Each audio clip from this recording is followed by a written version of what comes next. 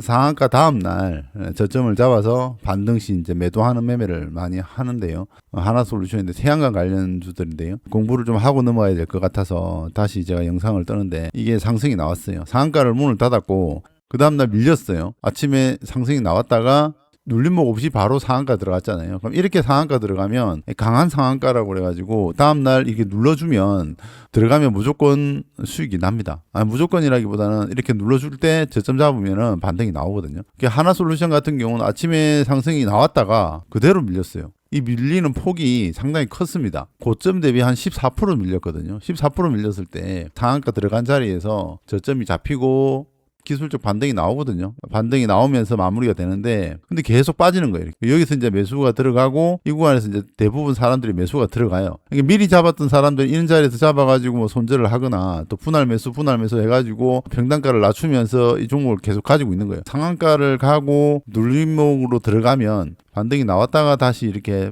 빠지든지 고점 대비 14%까지 밀렸으면 시가총액이 한 6조, 7조 정도 되는 종목이었어요. 그때는 한 7조 정도 되는 종목이어서 이렇게 많이 빠지지를 않습니다. 반등이 나오거나 더 빠진다 하더라도 최소한 이런 라인에서는 반등이 나오게 돼 있는데 쭉 밀려가지고 고점 대비 14% 정도 하락이 나온 상태에서 반등이 없이 그냥 이렇게 행보를 하고 있었어요.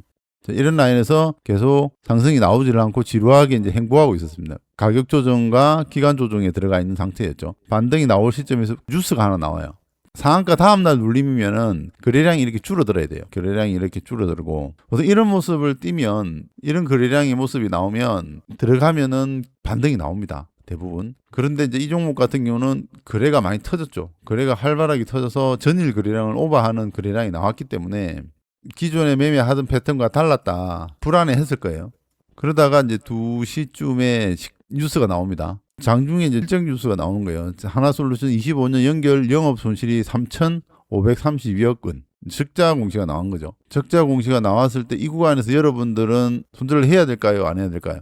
여기에서 나왔거든요. 여기에서 뉴스가 나오고 바로 밀렸어요. 밀렸는데 손절을 했다는 사람도 있고 손절을 안 했다는 사람도 있습니다. 결과론으로 봤을 때는 손절을 안 한 게 맞는데요. 적자 공시가 나오더라도 만약에 거기서 적자 공시가 나왔다. 그럼 시장에서 이미 전일 상한가 간 종목이 적자 공시가 나왔다라는 것은 단순하게 눌림목만 보고 들어갔다. 이 자리에서 눌림목만 보고 들어갔다라고 하면 여기에서 적자 공시가 나와서 밀렸잖아요.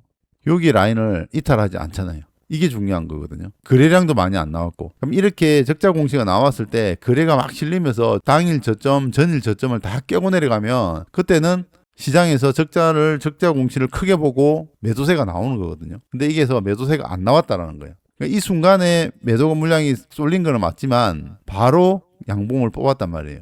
적자 공시를 보고 매도를 때린 사람들은 뭐 잘하신 거예요. 적자 공시가 나오면은 주가가 하락한다라고 보고 손절을 한 거는 잘한 겁니다. 잘한 건데 거기서 조금만 더 생각을 해보자면 이런 라인을 이탈하지 않는다는 거죠. 저점을 이탈하지 않는다. 살려두고 매도세가 나왔을 때 그렇게 많은 물량이 나오지를 않았다는 거죠. 적자 뉴스가 나오더라도 한번 생각해 볼 여지는 있다라는 거예요.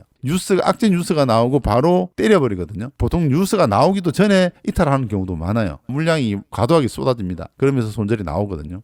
일봉의 모습도 이런 모습이고요. 그 뉴스가 나오고 난 다음에 바로 상승이 나왔어요. 기준 양봉이 만들어질 때 4일날 이 양봉이 나왔잖아요. 상한가가 출현했을 때의 뉴스도 잘 봐야 돼요. 차트에서 기준 양봉이 나오고 상한가가 나왔을 때 이 상한가가 왜 갔는지를 보고 있어야 돼요.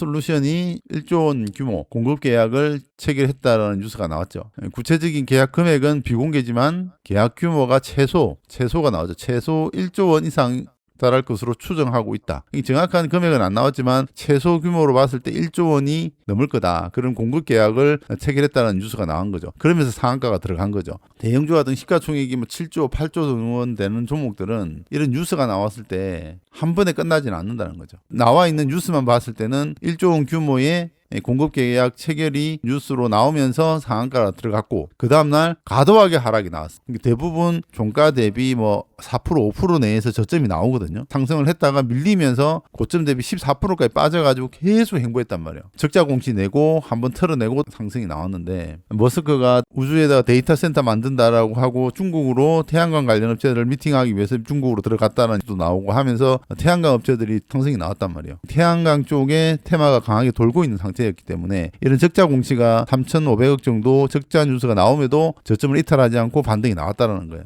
뉴스만 보면은 뭐 손절하고 나올 수도 있습니다. 재빨리 손절하고 나온 것도 잘한 거지만 일종 규모의 공급 계약 뉴스가 나오면서 상한가가 들어갔고 주도 테마로 태양광이 상승하고 있었기 때문에 한 번 더 체크해 볼 필요는 있지 않았나 이렇게 생각을 해 보는 거죠. 이 부분은 여러분들이 뉴스를 찾아보면서 한번 생각을 해볼 필요가 있는 거예요. 뉴스가 물론 나오면 손절하는 게 맞아요. 앞뒤 전후를 다 평가를 해보면 어쩌면은 좀 더 확인해 볼 수 있지 않나 이렇게 생각을 해볼 수가 있는 거죠.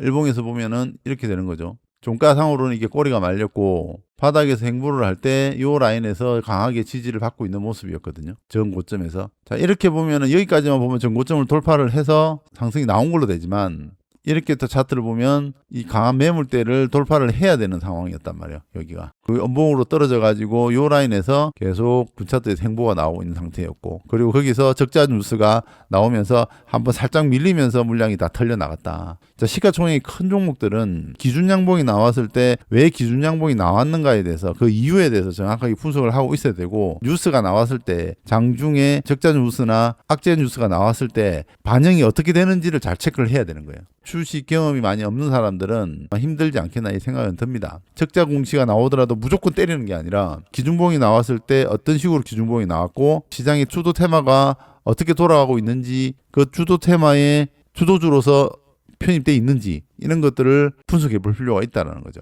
거기에 따라서 조금 더 체크를 해보고 조금 더 확인하고 매도할 수도 있는 것이고 하나솔루션 같은 경우는 한번 여러분들이 공부를 해볼 필요가 저는 있다라고 봅니다. 이런 자리가 많이 들어간 자리거든요. 상한가 간 종목들이 이런 자리에서 행보가 나오면 여러분들만 보는 게 아니라 대부분의 사람들은 다 봅니다. 이 자리가 이 라인을 다 보게 돼 있어요. 또 거래가 많이 터졌고 여기에서 상승을 기술적 반등을 보고 대부분 들어간단 말이에요. 지금 여기서 뉴스가 나오고 살짝 밀렸다가 상승이 나왔다는 부분. 적자 공시가 나올 시점에서 나왔기 때문에 시장에서는 공시를 내고 바로 급등을 시켰다라는 거죠. 그래서 이런 라인들을 저점을 이탈하지 않고 밑으로 밀렸다가 반등이 나오는 케이스도 있으니까 깨고 내려가면 시가총액이 작은 종목들, 시가총액이 뭐 2천억 미만, 3천억 미만 정도 되는 종목들은 여기를 이탈하고 반등이 나올 수도 있는데 시가총액이 큰 종목들은 저점을 잘 이탈시키지를 않습니다. 가는 종목들은 저점을 다 이탈시키지를 않습니다. 차트를 보면서 공부를 해보시면은 아마 많은 도움이 될 겁니다. 최근 업종 대표주들이 상승이 많이 나오고 단기 변동성이 크기 때문에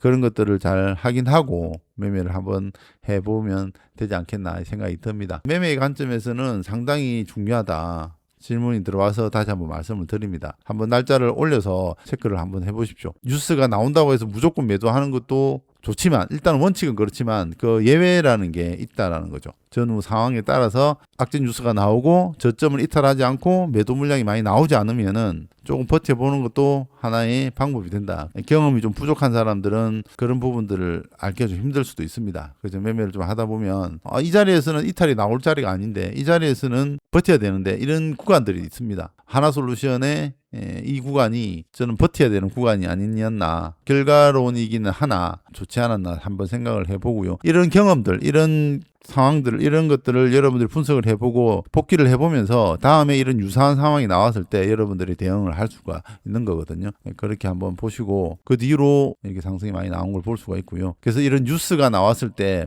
이런 라인들, 이런 라인들에서 저점이 잡힌다라는 거. 적자 뉴스가 나왔지만 바로 그 다음날 상승이 나왔다라는 거. 주도주는 잘 죽지 않는다라는 거 다시 한 번 더 우리가 확인해 볼 수 있는 거고요. 시가총액 큰 종목들이 이렇게 강하게 상승 나오는 것도 세근장의 좀 특징이기도 합니다. 뉴스를 기준봉 분석을 좀 여러분들이 면밀히 잘 하셔라 라는 걸 말씀을 드리고요. 오늘 영상이 마음에 드셨다면 좋아요, 구독 한번 눌러주시기 바랍니다.